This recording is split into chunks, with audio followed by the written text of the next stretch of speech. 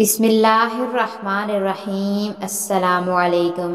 جو شخص نماز کے بعد یہ کلمات پڑھے گا اللہ اسے 3 خوشخبری دے گا۔ سبحان اللہ۔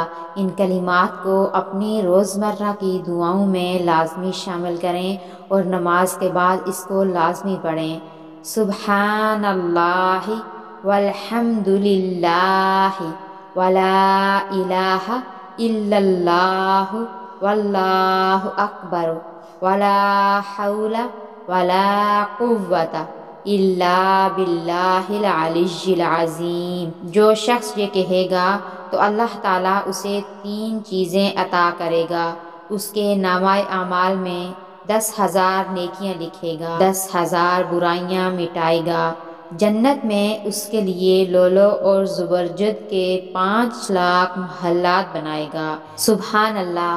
بہت بڑی فضیلت ہے ان کلمات کی، اس لیے ہر نماز کے بعد اپنی دعاؤں میں ان کو لازمی شامل کریں۔ اللہ پاک ہم سب کو عمل کرنے کی توفیق عطا فرمائے، آمین۔